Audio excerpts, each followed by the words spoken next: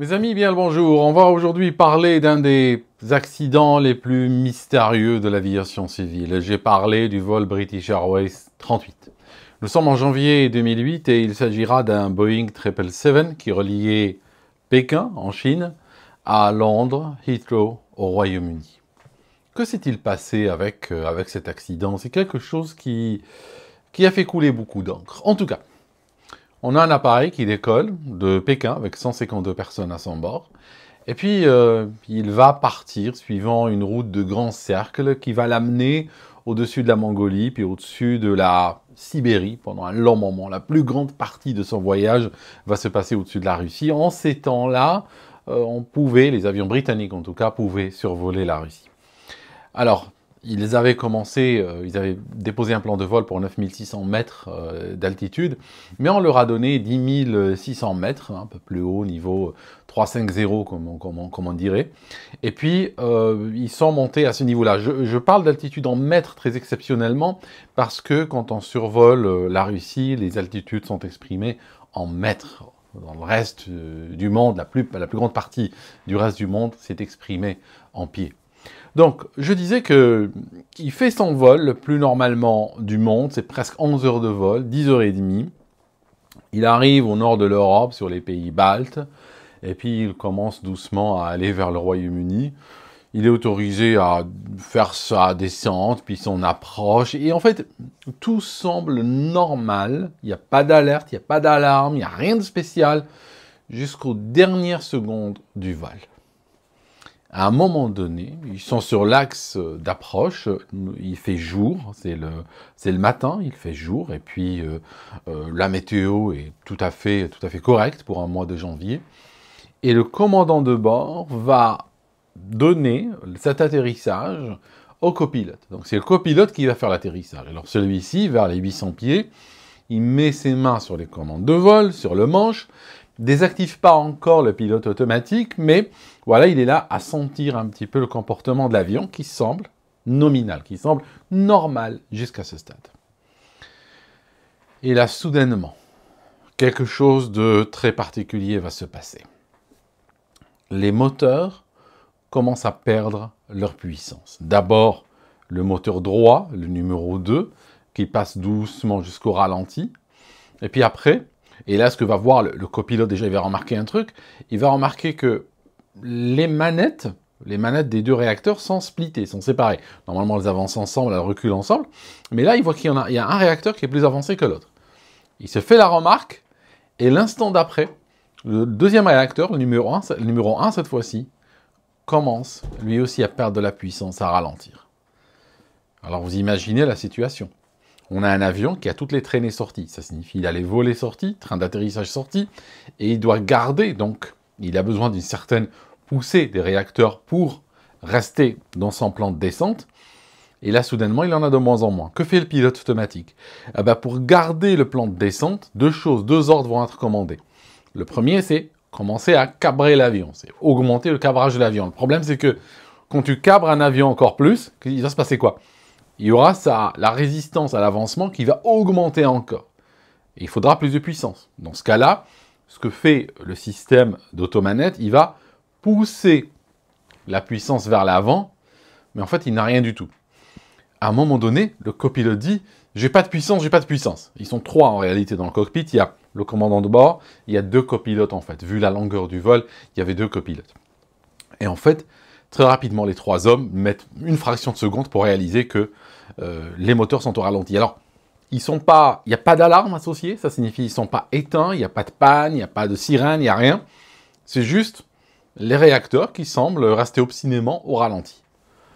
Les manettes sont poussées, complètement à fond, il n'y a rien du tout. Je pense qu'à un moment donné, le commandant de bord voulait faire une remise des gaz, mais il n'y a rien qui se passe. Les manettes sont poussées à fond et il n'y a strictement rien, pas de réaction. Ils sont ramenés vers le ralenti, repoussés encore plusieurs fois, strictement rien. À ce moment-là, il est évident pour ces hommes que la piste est trop loin. Ça signifie qu'ils comprennent qu'ils vont prendre le sol avant d'atteindre la piste. Donc, cet avion ultra cabré commence à s'approcher dangereusement du sol. Et ce qu'on a, on a une autoroute, on a un rideau d'arbres, on a des maisons, il y a aussi une station d'essence, il y a les antennes ILS, ces mêmes antennes qui ont détruit en décembre dernier un 737 qui est arrivé dessus à grande vitesse. Et donc, le commandant de bord, ce qu'il va décider de faire, d'abord 2 décisions qu'il va prendre. La première, il ne va pas reprendre les commandes. Il ne va pas dire au copilote, donne-moi les commandes. Et c'est une très bonne chose. La raison, c'est que ces changements de dernière seconde sont généralement contre-productifs. Sauf cas exceptionnel, en général, c'est contre-productif. Le gars est très expérimenté, il a 9000 heures de vol, il tenait bien l'avion, il n'y avait aucune raison d'aller lui arracher les commandes dans la panique. Donc le commandant de bord a bien fait. Deuxièmement, ce qu'il a décidé de faire, il a décidé, les volets étaient sortis à 30 degrés. Il a décidé dans le feu de l'action de les passer à 25, de réduire les volets. Alors, quand les volets sont réduits, ce qui va se passer, c'est que la vitesse de décrochage dans cette configuration-là va augmenter légèrement, mais très légèrement. Ça signifie qu'elle va augmenter. Dans cette config, la vitesse de décrochage était de 104 nœuds avec les volets à 30, elle était de 106 nœuds, donc 2 nœuds seulement de différence, on est en train de parler, un nœud c'est 1,8 km/h, grosso modo on est en train de parler de 4 km/h de différence, même pas. Donc, en rentrant les volets à 25, la vitesse de décrochage à cette config augmente très légèrement, et en même temps, et c'est pour ça que le commandant de bord a eu cette idée, c'est que il y a une légère augmentation de la distance de planer. Ça signifie que l'avion va planer un peu mieux, parce qu'en fait, on peut le constater même avec un avion d'aéroclub. Si on sort les volets complètement, on prend un Cessna 152, on sort les volets complètement, on réduit les gaz, et oh, il tombe comme un fer à repasser. Les volets sont bien pour voler lentement, pour arriver à atterrir et tout ça, mais ils exigent de la puissance. Si on n'a pas la puissance et on a les volets sortis, on devient un fer à repasser. Aérodynamiquement, c'est la catastrophe. Donc, ce qu'a fait le commandant de bord, c'était un geste salvateur pour essayer d'augmenter ne serait-ce que la distance de planée, ne serait-ce que de quelques dizaines de mètres, pour passer au-dessus des arbres, passer au-dessus de la station d'essence, et puis aller tomber ou sur la piste ou sur l'herbe avant celle-ci. Il y a une photo qui a fait le tour du monde à cette époque. C'est une photo où on voit cet avion, parce que très souvent à Heathrow comme ailleurs, il y a énormément de ce qu'on appelle des plane spotters. C'est des gens qui sont là à prendre des photos, filmer, parfois faire des lives, quand la météo est mauvaise. Et puis il y a quelqu'un qui a vu cet avion ultra cabré, très bas par rapport aux autres, et il se dit, mais c'est quoi ce truc? Et il a pris plusieurs photos. Sur l'une des photos, on voit l'avion cabré vraiment comme un aigle en train d'arriver. Cet avion-là n'est pas en train de voler, enfin presque pas. Il est en train réellement d'aller vers le sol. Le contrôleur aérien aussi a vu la scène. Il a regardé la scène, il a vu l'avion cabré, il a vu trop bas, il s'est dit, celui-là, il va remettre les gaz. Depuis sa tour de contrôle, il domine tout, il le voit, il s'est dit, celui-là, il va remettre les gaz. Et en fait, ce qui s'est passé, c'est que dans le cockpit, on a soudainement le vibreur de manche qui s'active. Ça signifie que l'avion est arrivé au moment où il va décrocher d'un instant à l'autre. Et donc, il y a un système très puissant qui fait vibrer le manche pour dire au pilote, pour lui donner un feeling, un sentiment qu'on ne peut pas rater, un bruit aussi qu'on ne peut pas rater, comme quoi, attention, tu vas décrocher là d'une seconde à l'autre. Mais ce qu'il a fait, le copilote, il n'a pas continué à tirer sur le manche, mais il n'a pas poussé franchement non plus, parce qu'il est au ras du sol. Il peut pas pousser. Parce que si on est dans cette config très lent, très cabré, et on donne un petit coup sur le manche vers l'avant, on va tomber comme une pierre, d'un coup.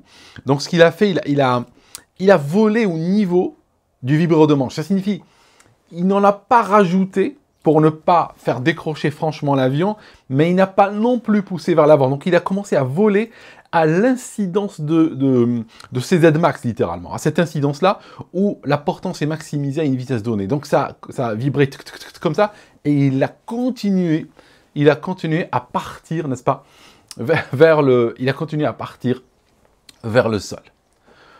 Ce qui s'est passé, c'est que il y a un miracle ce jour-là, le miracle du vol 38.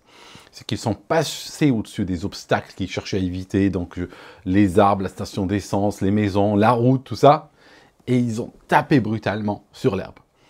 Ils tapent, il y a une autre photo qui montre l'instant de l'impact. À cet instant de l'impact, si vous regardez bien sur la photo, vous allez voir que les volets sur l'aile gauche ont déjà été arrachés. Et puis là, le train d'atterrissage, une fois qu'ils plantent dans le sol meuble, ils sont arrachés également. Alors, ils vont rebondir, le train d'atterrissage, hein, ils ont cette... Parce que comme il y a des pneus gonflés à l'azote, donc quand ça tape brutalement contre le sol et ça se casse, c'est fait pour se casser d'ailleurs, ça va rebondir. L'un des trains d'atterrissage, ce qu'il a fait, c'est qu'il a rebondi, il a tournoyé, il a tapé contre la cabine, et en tapant contre la cabine, le fût du train d'atterrissage est rentré dans celle-ci, il a traversé, il a tapé contre la jambe d'un des passagers, et puis après il est ressorti. Ce passager a eu la jambe cassée, et c'était la seule blessure, on va dire, grave de ce vol. Des gens étaient très secoués, des autres ont eu des bleus, des trucs comme ça. Il y en a même eu, peut-être, probablement, ça plaide pas vraiment pour les atterrissages de la compagnie, mais il y en a même qui ont dit que c'était, d'après leur expérience, c'était un atterrissage normal, parce qu'ils ne regardaient pas nécessairement par le hublot, et ils ont trouvé que les 2,6 G qui se sont pris à l'atterrissage étaient quelque chose d'assez habituel de leur expérience de frequent fly. Donc, ils n'ont pas réalisé jusqu'à ce qu'ils ont entendu les cris et tout ça. Ils se sont dit, non, là, il y a quelque chose d'anormal. C'est pas ton atterrissage typique. Le commandant de bord, alors, à l'impact, la tour de contrôle le contrôleur avait déjà appuyé sur le crash horn, hein, ils ont un bouton rouge, ils appuient dessus, bam, pour déclencher tout de suite les pompiers. Donc les pompiers qui sont constamment en alerte, dès qu'un aéroport ouvre, les pompiers sont constamment en alerte, hein, ils ne vont pas venir du village à côté, ils sont à l'aéroport et constamment prêts à partir, donc parce qu'on ne sait jamais quand est-ce qu'un avion doit faire une sortie de piste ou s'écraser à l'atterrissage ou au décollage, donc ils ont besoin d'intervenir très vite. Donc ils ont foncé vers l'extrémité de la piste 27L, là où a eu donc cet accident. Et puis, le pilote, le commandant de bord, ce qu'il a fait, il a appelé, il a pris le micro, il a dit « évacuez, évacuez, évacuez ». En fait, il n'a pas réalisé, il n'était pas en train de parler dans le système, ce qu'on appelle le PA, le Public Address, ça signifie ce système où il peut parler aux passagers, n'est-ce pas? Mais il était en train de parler sur la fréquence. Donc, il commence à dire « évacuez, évacuez », et quand il a fini, il y a le contrôleur aérien qui lui dit « non, non, tu n'es pas en train de te parler à tes passagers, t'es sur la fréquence ». Donc là, il a communiqué vers les passagers, mais à ce moment-là, l'évacuation était déjà largement entamée. Donc, quand les enquêteurs arrivent, ils vont trouver cet avion en vrac, ils vont trouver ces pilotes qui racontent que les moteurs, on a poussé les gaz, il n'y a rien, et ça n'a pas répondu, ça s'est figé. C'était quand même très étonnant, on est quand même dans un 777, c'est un avion extrêmement fiable, et on ne comprenait pas, on n'avait pas d'historique par rapport à ce genre de choses. Ce n'est pas un moteur qui a déconné, mais les deux. Alors bien entendu, on soupçonne tout de suite le carburant. Est-ce qu'ils ont reçu un carburant frelaté, contaminé à Pékin? Oui, mais il y a un problème avec ça, c'est que s'ils avaient reçu du carburant contaminé, la contamination ne serait pas manifestée les dernières secondes du vol. Je veux dire, quand ils sont partis de Pékin, ils avaient 79 tonnes de carburant, ils en avaient 70 à l'atterrissage. Ils avaient grillé 70 tonnes au-dessus de la Sibérie, au-dessus de la Mongolie, de la Chine, de l'Europe, tout ça. Donc, je veux dire, s'il y avait un problème avec le carburant, vraisemblablement, il serait manifesté avant. Est-ce qu'ils étaient tombés en panne sèche? Non, ils n'étaient pas tombés en panne sèche, parce que quand ils ont cherché dans les tuyauteries, tout ça, il y avait du carburant. Pour l'analyser, ça a été un petit peu délicat, je vais vous dire pourquoi. Parce que les réservoirs ont été assez largement déchirés. Quand les pompiers sont arrivés, ils ont commencé à bombarder d'eau et de mousse et tout ça. Ceci s'est infiltré à l'intérieur en fait, c'est très dur, il faut beaucoup de concentration, hein, il faut beaucoup de concentration pour continuer à parler, tout ça, être dans sa vidéo, dans son récit, avec quelqu'un qui cherche à te déconcentrer. Donc je disais, le problème, c'est que l'eau des pompiers s'est infiltrée dans les réservoirs. De sorte que quand ils ont pris du carburant dans les réservoirs, c'était moitié carburant, moitié mousse, moitié eau et agent d'extinction et tout ça. Donc ça a rendu un petit peu difficile l'analyse. En tout cas, Comme l'avion, bien entendu, l'avion était endommagé au-delà de toute réparation. Il est parti à la poubelle. C'était le G Golf Yankee Mike Mike Mike. GYMMM. Bon, il est parti à la poubelle, ça c'est vrai. Mais il n'était pas détruit ou brûlé ou autre. Il était là, il n'y a pas eu de déclaration d'incendie ni rien. Donc ils ont commencé à accéder au moteur, aux pièces, tout ça. Et le problème, c'est que tout avait l'air normal. C'est qu'il n'y avait rien à voir.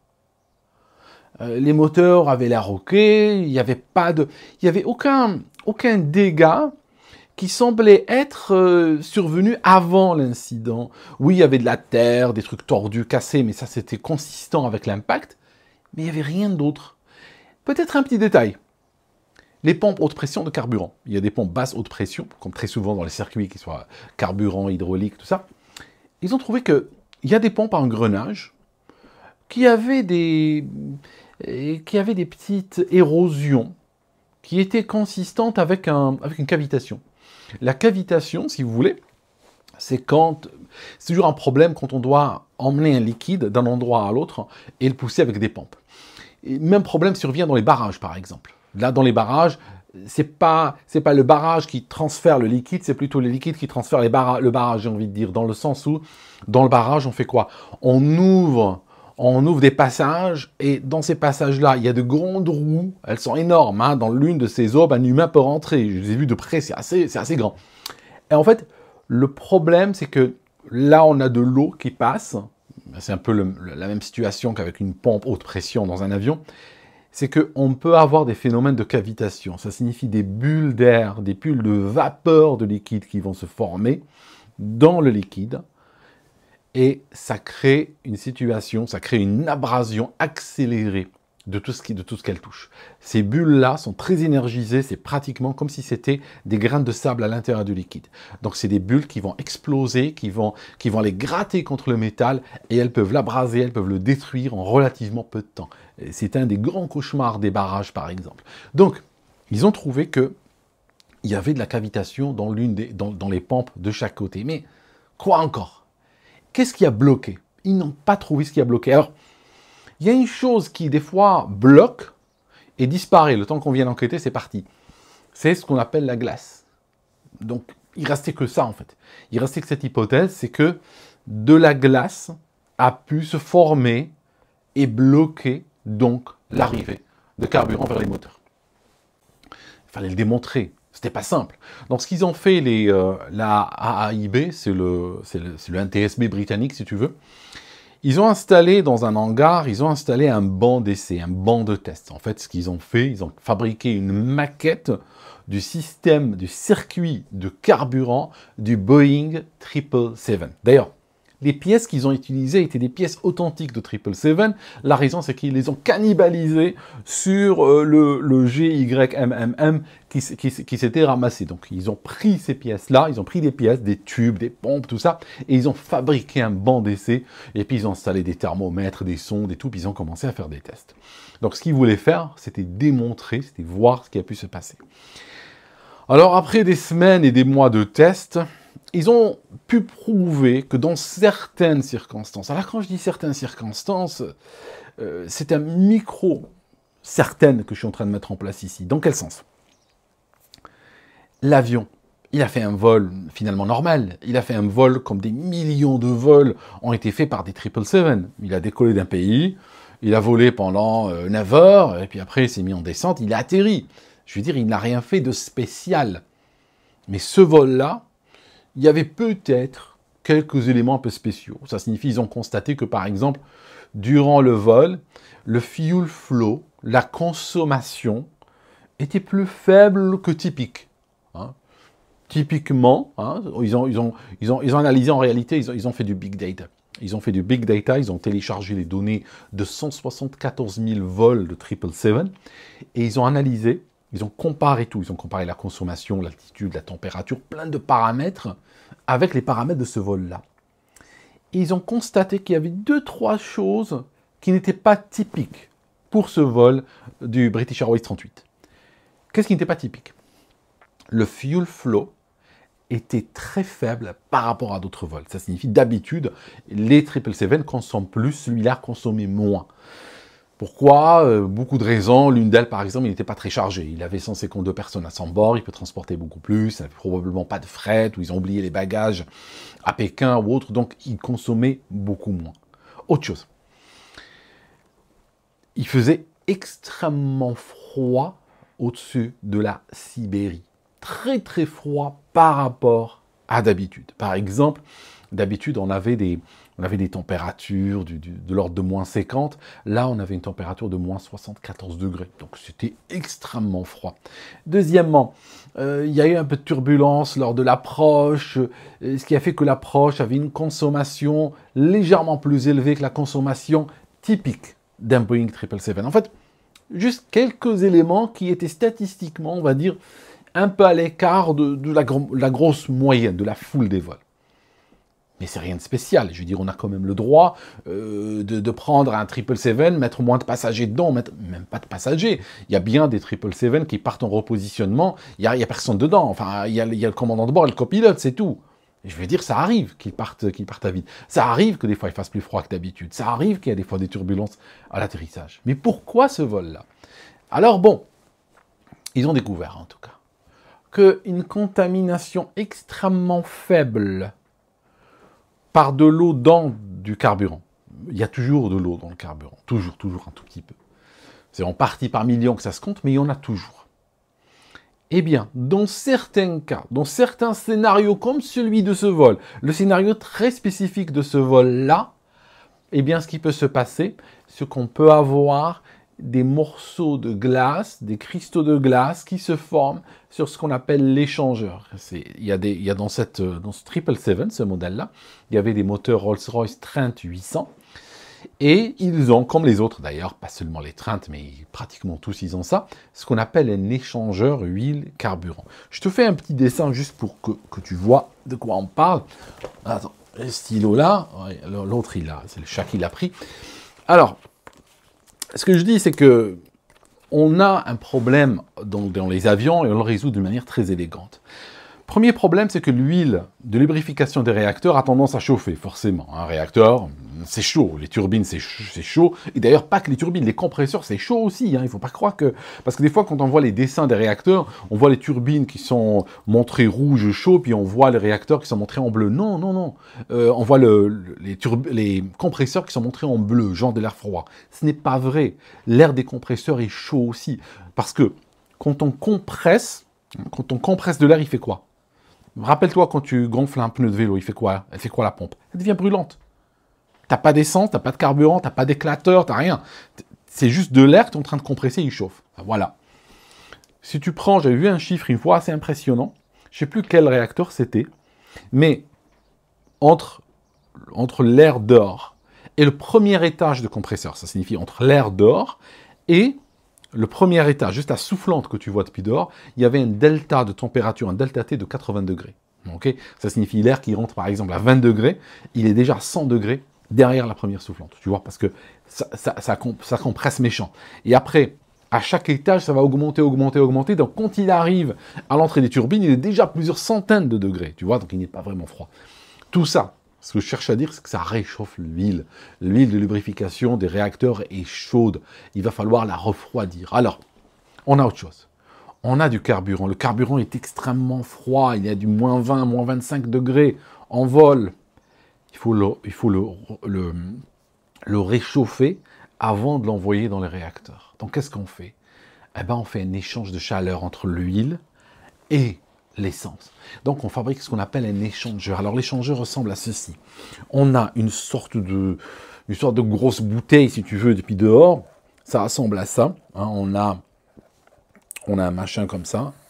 Je vais essayer de dessiner. Hein. Je ne suis pas très bon en dessin, mais bon, on se comprend. Donc, ce qu'on a, on a une plaque ici. Une autre là. Ce qu'on a là, on a un premier tube où on fait rentrer de l'huile. Donc ça, c'est de l'huile chaude qui rentre, n'est-ce pas? Elle va rentrer comme ceci. Elle va sortir ici. Donc ça, c'est de l'huile qui va sortir. Donc, tu vois que l'huile, c'est juste que dans son voyage, dans le circuit d'huile ou le circuit hydraulique du réacteur, eh ben, on la fait passer à travers ce grand samovar, ou je ne sais pas comment tu veux l'appeler. Donc, ce qu'on fait, c'est que le carburant, alors attention, le carburant, on le fait passer à travers l'huile, mais il ne faut pas qu'il se mélange. Donc, ce qu'on va faire, on va créer des sortes de pailles, des petits tubes qui baignent dans l'huile, qui traversent cette plaque de chaque côté. D'accord? J'en ai fait 4. J'en ai dessiné 4, alors qu'il y en a à peu près 1000. D'accord? Il y a 1 millier de ces pailles qui traversent ce système. Donc, le carburant, si tu veux, le fuel arrive ici. Tu vois, il arrive dans cette chambre. Et puis, il va ressortir ici. Tu vois? Donc, le carburant est réchauffé et l'huile est refroidie. Tu vois, c'est ce qu'on appelle un échangeur. Donc, comme il y a 1000 pailles, 1000 tubes en parallèle, la résistance à l'avancement est extrêmement faible. Hein. C'est un truc, tu peux respirer à travers, ça n'offre strictement aucune résistance. Parce que tu sais que plus on place des tubes en parallèle l'un par rapport à l'autre, plus on crée de chemin pour qu'il y ait moyen que ça passe, n'est-ce pas, que le carburant voyage. Et donc, forcément, tu peux essayer, bon, j'aurais pu essayer ici, hein, tu prends un verre d'eau, tu utilises une paille, après tu mets 2, 3, 4, tu regardes combien tu peux en mettre dans ta bouche, mais si tu arrives à aspirer avec 10 pailles, tu verras que ça arrive beaucoup plus facilement, parce qu'il y a plus de chemin possible. Donc, qu'est-ce qu'on a constaté? On a constaté que le blocage ne pouvait venir que de cet endroit. Même si, bien entendu, comme je vous l'ai dit, quand on a démonté ces dispositifs, il n'y avait plus de glace dedans parce qu'elle avait fondu. Ceci a été aussi démontré par plusieurs choses. Par exemple, on sait où se trouve l'appareil qui mesure le fuel flow, hein, le débit, et on sait ce qu'il a mesuré. On sait où se trouve la valve qu'on a ouverte, qui était complètement ouverte. Quand on a poussé les manettes, la valve est ouverte complètement, mais il n'y a pas de carburant qui est passé. Autrement, les réacteurs auraient accéléré. On a vu que les pompes haute pression avaient cavité, étaient en cavitation. Ça signifie qu'il y avait peu de carburant qui était en train d'arriver sur elles. Donc c'est pour ça qu'elles ont pu caviter. Autrement, elles n'auraient pas cavité. Donc avec des éliminations, si tu veux, on a pu déterminer que c'était là. Il y avait peut-être aussi un défaut, je dirais, bon, si je puis, moi, le blogueur, venir critiquer ce dispositif, la seule chose que je peux dire, c'est que, bon, il y a des mécanos qui regardent, il y a plein de parts 145 qui nous regardent ici, qui vont dire « Ouais, mais Aldo, tu exagères, c'est pas vrai ce que tu dis. » C'est pas grave, je suis ouvert aux critiques dans les commentaires. Mais regardez, pourquoi on n'a pas fait un truc comme ceci? Ça, c'est mon échangeur. Ça, c'est mon échangeur, d'accord? Le fuel avance dans ce sens, d'accord? Ce que j'aurais installé un bypass ici, avec un ressort et une boule là. Et puis, ce qui serait passé, si là, c'est bloqué, avec la pompe qui pousse, on aurait ouvert, donc cette chose-là n'a pas besoin d'avoir un système électronique ou autre, elle s'ouvrira toute seule. Le carburant passe directement là, et ici, si celle-ci s'ouvre, on a un warning dans le cockpit. On a un warning qui va dire attention, le fuel bypass s'est ouvert. Voilà, fuel bypass actif. Bon, après, tu en fais ce que tu veux. Après, tu balances des messages ECAM, ou tu fous une checklist, ou tu te débrouilles. Mais au moins, tu ne coupes pas le réacteur. Ça signifie, s'il y avait ce dispositif, et je suis sûr que ça n'aurait pas coûté grand-chose à faire, au moment où les pilotes étaient sur l'approche, et puis ils mettent les gaz seraient venus, mais il y aurait cette méga alarme dans le cockpit disant « Attention, fuel bypass ouvert ». Ils auraient atterri, ils auraient été dire au mécano « Tu sais, on a eu ça qui est ouvert, je ne sais pas ce qui s'est passé ». Et là, le gars aurait regardé, il aurait vu que le système, celui-là, aurait été bloqué. Par contre, vous savez ce qu'il aurait fait dans la réalité? Dans la réalité, ils auraient regardé, ils auraient dit « Oui, bah, si les valves sont ouvertes, c'est que le système échangeur était coincé. Qu'est-ce qu'on fait ?» Ils auraient appelé, ils auraient ramené de nouveaux et les auraient remplacés. C'est tout ce qu'ils auraient fait. Ils auraient démonté, ils auraient remplacé par des nouveaux. Ils diront, on ne sait pas trop, mais bon, on les a remplacés. Voilà. Et 2 heures plus tard, l'avion serait envolé pour San Francisco, Rio de Janeiro ou Johannesburg. Hein. Tu connais. C'est juste la vie. Hein. Ça, c'est la vraie vie. C'est pas de la technologie, ce que je te raconte. Alors, je te dis un truc. Ils ont constaté que dans certaines situations, qui sont les suivants. C'est que si on a des morceaux de glace, qui viennent s'accumuler là, eh bien, ce qui fait qu'il y a un petit souci. Le souci est le suivant, c'est que vu que ces tubes... Ah! Il va me faire tomber la caméra. Non, non, s'il te plaît. Alors, si... Regardez bien ces tubes. Regardez comme il y a une protubérance. Je dis protubérance, qu'ils font ça. Je vous dessine en grand. Hein. Si on le regarde sous la loupe, ça fait ça. Mon tube, n'est-ce pas? Mon tube, il fait ça.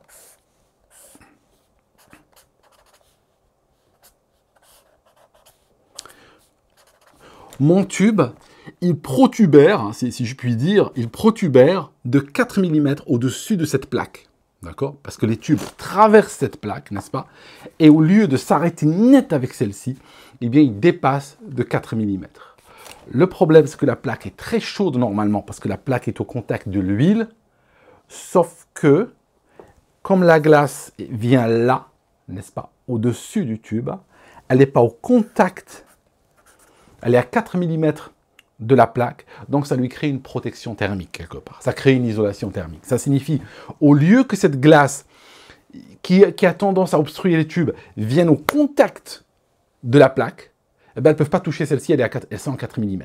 Et dans certaines circonstances très particulières, eh bien, ce qui peut se passer, c'est que ça peut bloquer le dispositif. Et c'est ce qui s'est passé, c'est ce qu'ils ont pu démontrer. Il y a des photos où on voit qu'avec 25 ml d'eau, quand je dis 25 ml, c'est pas grand-chose. Hein, tu remplis même pas une tasse de thé avec ça. C'est une toute petite quantité d'eau, 25 ml. Ils ont réussi à bloquer, juste pour vous donner une idée, une canette de boisson, une canette de coca, c'est 330 ml. Là, je vous parle de 25 ml. Je vous parle de 12 fois moins, plus que 12 fois moins, 13 fois moins, d'accord? Donc, rien qu'avec cette petite quantité, ils ont réussi à créer assez de cristaux qui sont partis sur ces tubes. Et même s'ils sont 1000 ces tubes, eh bien, le débit a été restreint à légèrement au-dessus du ralenti vol. Donc, on avait ralenti légèrement au-dessus. Ça a aidé un petit peu pour le planer. Et puis finalement, bon, voilà. Ça n'a pas aidé pour arriver jusqu'à la piste. L'avion, comme je vous ai dit, s'est écrasé avant la piste. Et après, il a glissé sur 340 et quelques mètres. Il a fini d'ailleurs sur la piste. Il a fini sur la piste elle-même. Voilà.